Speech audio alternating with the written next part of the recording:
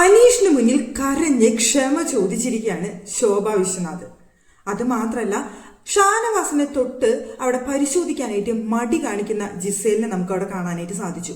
പിന്നെ എല്ലാത്തിനും പ്രതികരിക്കുന്ന അനീഷ് ഇന്ന് ഭയങ്കരമായിട്ട് പ്രതികരിക്കുന്ന ഒരു കാഴ്ച നമുക്ക് കാണാനായിട്ട് സാധിച്ചു.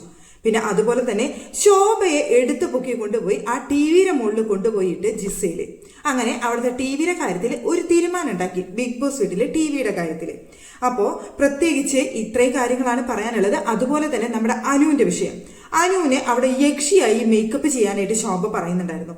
അതായത് ജിസേലിനെ യക്ഷിയാക്കിയതിനുള്ള ഒരു പ്രതികാരം എന്നോണം അനുമോളെ മേക്കപ്പ് ചെയ്ത് യക്ഷിയാക്കാനുള്ള ഒരു കാര്യം.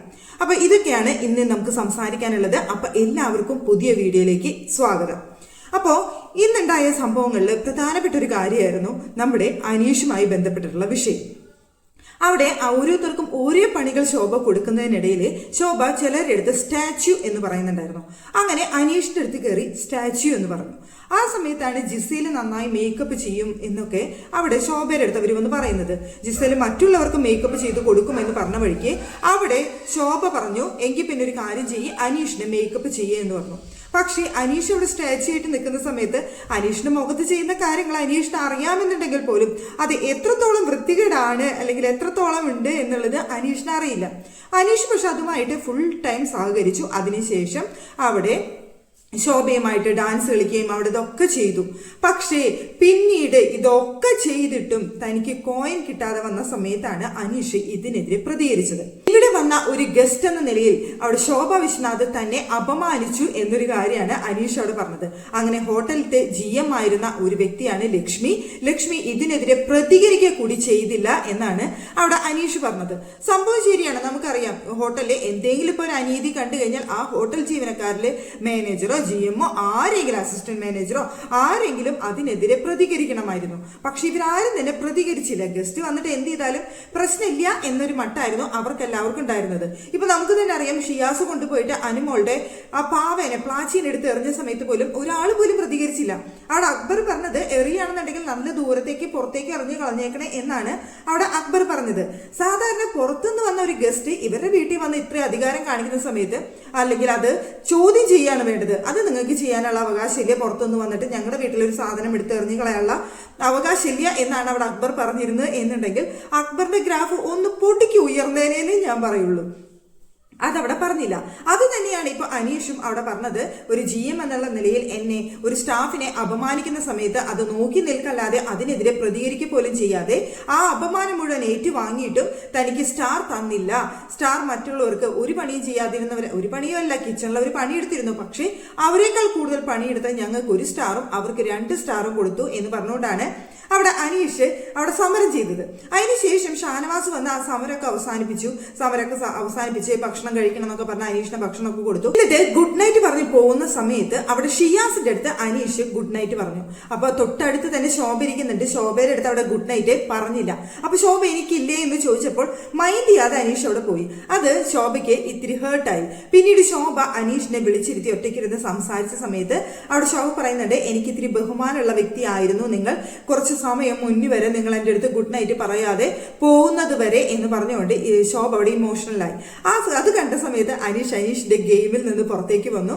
അനീഷ് എൻ്റെ മനസ്സിൽ നിന്ന് തന്നെ ഞാൻ സോറി പറയുന്നു, എനിക്ക് നിങ്ങൾക്ക് വിഷമമായിട്ടുണ്ടെങ്കിൽ സോറി എന്ന് അവിടെ അനീഷ് പറയുകയും അതുപോലെ തന്നെ കരഞ്ഞുകൊണ്ട് ശോഭ നിങ്ങളെ വിഷമിപ്പിച്ചിട്ടുണ്ടെങ്കിൽ റിയലി ഐ ആം സോറി എന്ന് അവിടെ ശോഭ പറയുന്ന ഒരു കാര്യം നമുക്ക് അവിടെ കാണാനായിട്ട് സാധിച്ചു.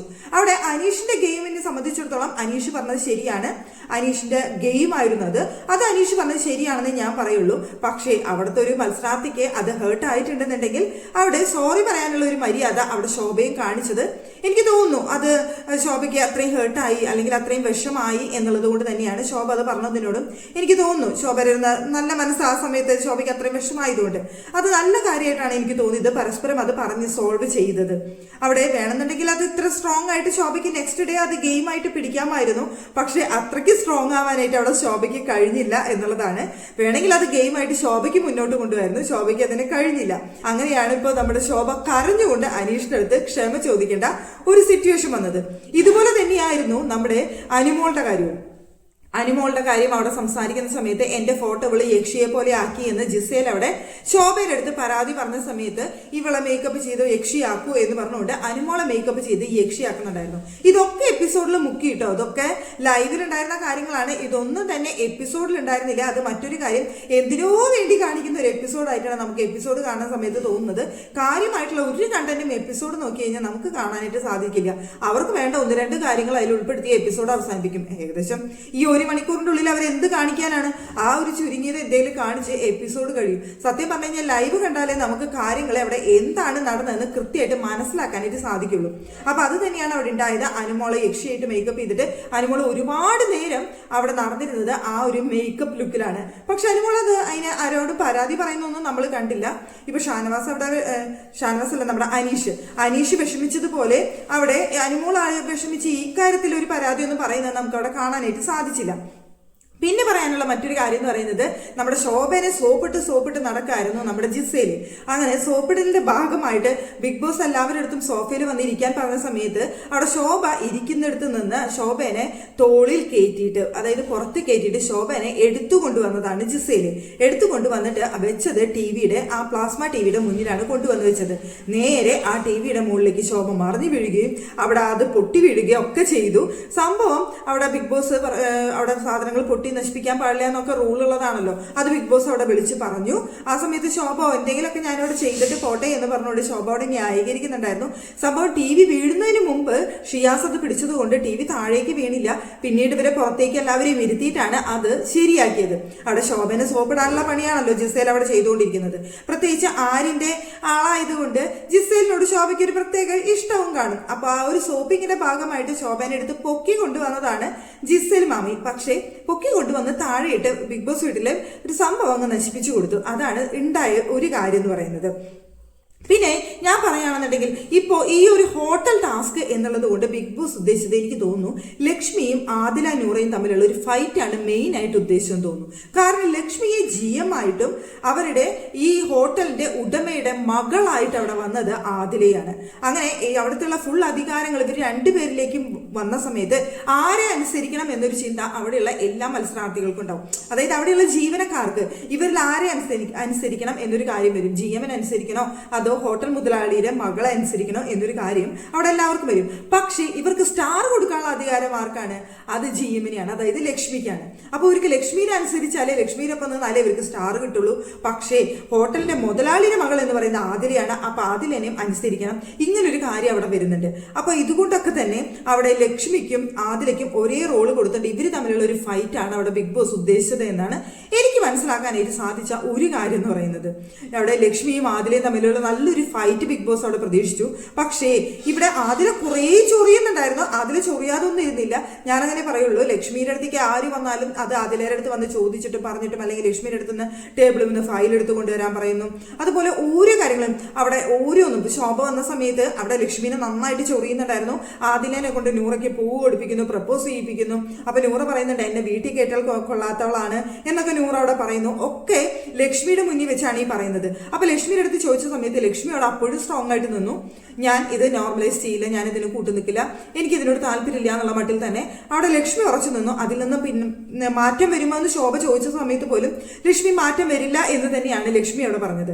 അപ്പോൾ ഞാൻ മനസ്സിലാക്കിയെടുത്തോളം ഇവരിവിടെ ആദിലയും നൂറയും ഒരുമിച്ച് നിന്നുകൊണ്ട് ലക്ഷ്മിയുമായി എതിരെ കളിക്കുന്ന ഒരു ഗെയിം, പ്രത്യേകിച്ച് ആദില, അതിന് വേണ്ടിയിട്ടുള്ള ഒരു പദ്ധതി തന്നെയായിരുന്നു ബിഗ് ബോസ് അവിടെ ഇട്ടത്. അതിനുവേണ്ടി മാക്സിമം ചൊറിയുന്നുണ്ടായിരുന്നു. അവിടെ ആദില നന്നായിട്ട് ചൊറിഞ്ഞു. പക്ഷെ ലക്ഷ്മി കൺട്രോൾ ചെയ്ത് പിടിച്ചു നിന്നു. ലക്ഷ്മിക്ക് അറിയാം ഇനി ഒരു നെഗറ്റീവും കൂടി ലക്ഷ്മിക്ക് ഈ വീക്കിലും കൂടി വന്നു കഴിഞ്ഞാൽ അവിടെ നിൽക്കാൻ പറ്റില്ല എന്നൊരു കാര്യം ലക്ഷ്മിക്ക് അറിയാവുന്നത് കൊണ്ടായിരിക്കണം ലക്ഷ്മി അത് നീറ്റായിട്ട് സോൾവ് ചെയ്തു. എനിക്ക് തോന്നുന്നു ഈ വീക്ക് ലക്ഷ്മിയുടെ നല്ലൊരു ഗെയിം തന്നെയാണ് ഇതുവരെ കളിച്ചത്. ഇത്രയും നെഗറ്റീവ് ഉണ്ടായിട്ട് പോലും അത് പിടിച്ച് അത് നന്നായിട്ട് നിലനിർത്തി പോവാൻ. അല്ലാന്നുണ്ടെങ്കിൽ ആ ഒരു ഗെയിമിന്റെ എന്താ പറയാ, ആ നെഗറ്റീവ് വന്നത് മാറ്റി നിർത്തിയിട്ട് ആ ഗെയിമിലേക്ക് ഇറങ്ങിയിട്ട് ആ ഒരു ഇതിൽ പ്രത്യേക രീതിയിൽ ഇപ്പൊ നിന്ന് പോകുന്നുണ്ട് അവിടെ ലക്ഷ്മി. അപ്പൊ ലക്ഷ്മിക്ക് അതിൽ എത്ര ചൊറിഞ്ഞിട്ടും അതുകൊണ്ടാണ് ദേഷ്യം വരാതെ കൺട്രോൾ ചെയ്ത് പിടിച്ചു നിന്നത്. അവിടെ അനുമോളെയൊക്കെ പിടിച്ചിട്ട് കൊഞ്ഞനം കുത്തിക്കുന്നുണ്ടായിരുന്നു ലക്ഷ്മിയുടെ മുഖത്ത് നോക്കിയിട്ട്. പ്രൊവോക്കിംഗ് ആണെങ്കിൽ ഏറ്റില്ല എന്നൊക്കെ പറഞ്ഞുകൊണ്ട് ലക്ഷ്മി അവിടെ പോകുന്ന ഒരു കാര്യമാണ് നമുക്ക് അവിടെ കാണാനായിട്ട് സാധിച്ചത്. അപ്പൊ ലക്ഷ്മി മാക്സിമം അവിടെ കൺട്രോൾ ചെയ്ത് പിടിച്ചു നിൽക്കായിരുന്നു ആദിലയുടെ മുന്നിൽ നിന്ന് തോന്നിപ്പോയി കണ്ട സമയത്ത്. പിന്നെ മറ്റൊരു കാര്യം എന്ന് പറയുന്നത് നമ്മുടെ ജിസയിലെ അവിടുത്തെ സെക്യൂരിറ്റി ഓഫീസറാണ്. അപ്പോൾ അവിടെ ഇടയ്ക്കിടയ്ക്ക് സെക്യൂരിറ്റി ഓഫീസർ അവിടെയുള്ള മത്സരാർത്ഥികളെ, അതായത് അവിടെയുള്ള ജീവനക്കാരെ ചെക്ക് ചെയ്യേണ്ട ഒരു കാര്യം ബിഗ് ബോസ് അവിടെ പറഞ്ഞിട്ടുണ്ടായിരുന്നു. അപ്പോൾ ചെക്കിങ്ങിന്റെ സമയത്ത് അവിടെ ഷാനവാസിനെ തൊട്ട് ചെക്ക് ചെയ്യാനായിട്ട് അവിടെ ജിസയിൽ മടിച്ചു. അതായത് മറ്റൊന്നുമല്ല, നമ്മുടെ നെവിനുമായിട്ട് ബന്ധപ്പെട്ടുള്ള വിഷയമാണെന്ന് തൊട്ട് കഴിഞ്ഞാൽ വേറെ എന്തെങ്കിലും അർത്ഥത്തിൽ പോകുമോ എന്നുള്ള അർത്ഥത്തിൽ, അതായത് കളിയാക്കിക്കൊണ്ട്, അല്ലാതെ പേടിച്ചിട്ടല്ല കേട്ടോ, കളിയാക്കിക്കൊണ്ട് ജിസേൽ അവിടെ ബാക്കിയുള്ള എല്ലാവരെയും ദേഹത്ത് തൊട്ട് പരിശോധിക്കുകയും എന്നാൽ ഷാനവാസിനെ ദേഹത്ത് തൊടാതെ പരിശോധിക്കുകയും ചെയ്തു. ഇത് കണ്ട സമയത്ത് നമ്മുടെ ഷിയാസ് കയറിയിട്ട് പ്രതികരിച്ചു. അതെന്താണ് ഒരാളെ മാത്രം തൊടാതെ, അത് ശരിയാവില്ലല്ലോ, ഇത് തൊട്ടിട്ട് തന്നെ പരിശോധിക്കേ എന്ന് പറഞ്ഞുകൊണ്ട് അവിടെ തൊട്ട് തന്നെ പരിശോധിപ്പിച്ചു ജിസേലിനെ കൊണ്ട്. അക്കാര്യത്തിൽ എനിക്ക് ഷിയാസിനെ അങ്ങ് ഇഷ്ടപ്പെട്ടു കേട്ടോ. കാരണം ഷിയാസ് അവിടെ മാത്രമാണ് പറഞ്ഞത്, വേറൊരാൾ പോലും അതിനെ പ്രതികരിച്ചില്ല. ഷിയാസ് അവിടെ പറഞ്ഞു തൊട്ട് തന്നെ പരിശോധിക്കുക, ഇനിയിപ്പോൾ എന്തെങ്കിലും പ്രശ്നമുണ്ട്, ഇനിയിപ്പോൾ ഷാനവാസിന്റെ ഭാര്യയ്ക്ക് വല്ല പ്രശ്നം ഉണ്ടെങ്കിൽ ഞാൻ ഭാര്യയോട് സംസാരിച്ച് അത് സോൾവ് ചെയ്തോളാം എന്ന് പറഞ്ഞുകൊണ്ട് ആ പ്രോബ്ലം അങ്ങ് സോൾവ് ചെയ്ത് ജിസേലിനെ തൊട്ട് പരിശോധിക്കേണ്ടി വന്നു.